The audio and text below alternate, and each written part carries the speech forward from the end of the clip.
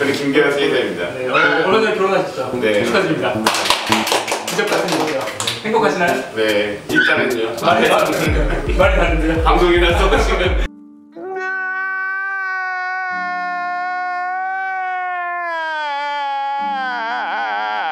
안녕하세요. 우리 강아지 환자들과 뭐 하루라도 한 달이라도 더 건강하게 행복하게 사는 게 저희의 미션이라서 맞죠? 그게 저희가 지구에 오는 목적. 오늘은 심장병 행복하기 가장 궁금한 거 첫 번째 뭐 먹어야 돼요 하루? 일단 심장병이 있어서 심장약을 먹고 있는 아이라고 한다면 꼭 저염시기가 좀 필요하고요. 저염시기가 필요하다. 나트륨 제한을 꼭 해야 돼요. 여기에 대해서 어떻게 생각하세요? 네. 일반적으로 내과적으로 필요한 영양소들이 다 따로따로 있는데 저희들이 뭐 영양책이라든지 원서라든지 이런 걸 참고해서 아이들마다 차이는 있겠지만 기본적인 컨셉은 맞다고 생각합니다. 근데 조기의 심장병에는 저염시기가 필요 없어요. 아까 우리 촬영했던 B단계, A단계, B단계 이때 저염식 해야 되나요? 심장약을 먹고 있다고 한다면 심장약을 먹고 있다면 저염식이. 그럼 저염식이라는 건 구체적으로 얼마나 저염식이죠? 이게 문헌상으로는 하루에 킬로그램당 30mg 정도를 나트륨 섭취를 하도록 알려져 있고요.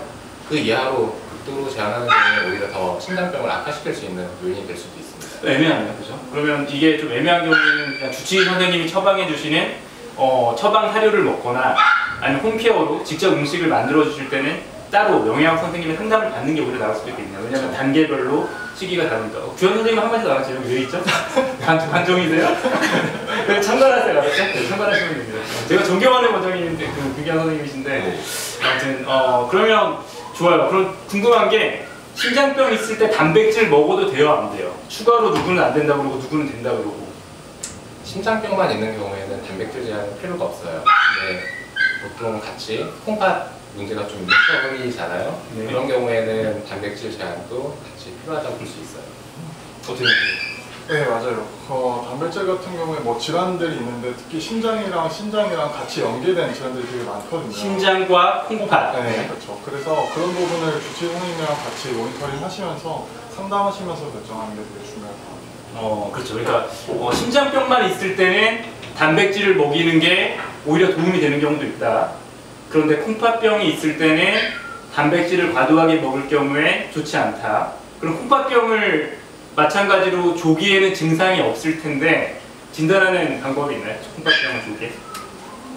요즘 이제 SDMA라고 하는 검사가 SDMA라고 하는 혈액 검사? 마이크가 안 들었으면 크게 얘기해 주세요.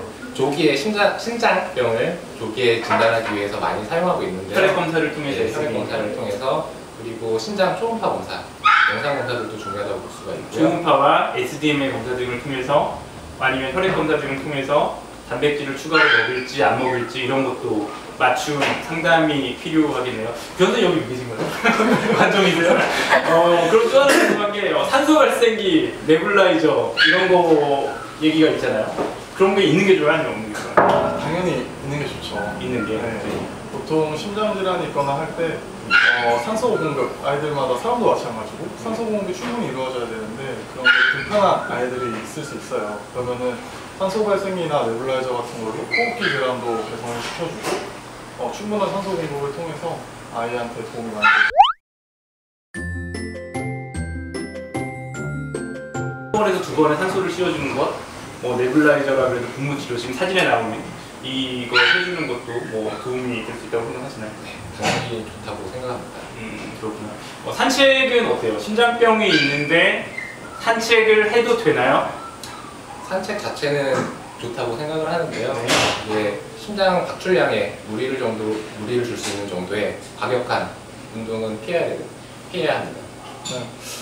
저도 지금 당장 나가서 놀고 싶거든요. 근데 지금 이렇게 병원에서 일을 하고 있잖아요. 그렇죠. 근데 아이들도 뛰놀고 싶고 분명히 스트레스를 해소하고 싶어 하는데 아예 산책을 못하게 한다는 거는 좀 아이한테 가혹할 것 같아요. 그래서 무리가 안 되는 선에서 운동하고 산책하고. 근데 여기는 그 외과 의사로서 한마디를 하면 심장병이 있다는 얘기는 노령견인 경우 많으니까 그런 경우는 퇴행성 관절염이 있는 경우도 많아서 포인트는 빈도는 늘리고 자주 나가되 횟수와 강도는 줄이고. 그러니까 아이가 행복해한다고 1시간씩 노는 거는 심장을 떠나서 관절을 관리하는 사람한테는 싫어요. 불편해요. 그래서 빈도는 늘리고 강도는 줄이고 뭐 등산이나 이런 거보다는 약간 푹신푹신한 이런 것도 산책을 해서 아이가 행복해한다면 여러 가지로 좋은 작용이 있을 것 같아요. 감독이세요? 요즘 애들 같은 경우에는 보호자님들이 휠체어 같은 거를 잡고 유모차 같은 거를 해서 이동하니까 애들이 뛰어다니는 것도 좋지만 밖에 냄새 맡고 이제 바람 쐬고 이런 것도 좋아하기 때문에 만약에 이게 관절에 너무 무리가 있거나 과도한 운동이 힘든 경우는 유모차 통해서 이제 돌아다니고 이런 것도 좋을 것 같아요. 제가 주현 선생님의 이런 재능을 굉장히 질투해요. 수술도 잘하고 내과도 잘하고 막 이렇게. 근데 공평하죠. 매력이 있습니다. 매력이 있어요. 정말 사랑하는 존경하는 후배님이세요. 그러면 스트레스 관리가 중요해요. 심장병이 있으니까 당연히. 그럼 스트레스를 줄이는 방법, 산책 외에 또 어떤 게 있죠? 산책 이후 스트레스 줄일 수 있는 방법으로는 이제 노즈워킹이나 이런 것 통해서 애기들한테 냄새 맡고 이제 그 음식들 찾는 과정에 스트레스를 줄여. 노즈워킹이 뭐죠? 이게 천이나 담요에서 이제 간식들 같은 걸 숨겨서 냄새를 맡으면서 이제 그런 것들을 탐색하고 이런 행동들이라고 생각하시면 될 것 같고요.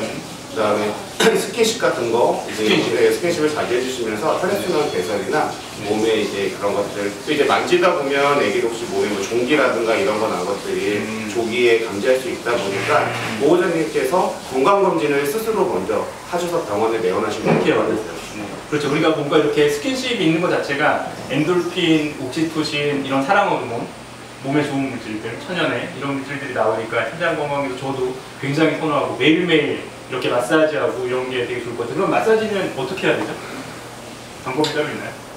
당연히 아이가 스트레스를 최대한 덜 받는 환경에서 아이가 익숙한 곳, 네, 가장 좋아하는, 저희 집 아이가 좋아하는 강석, 어떤 익숙한 곳, 제일 좋아하는 그런 장소에서 자고 있을 때 머리부터 발끝까지 계속적인 스킨십을 이뤄가는 거 이런 거를 하면 좋을 것 같아요.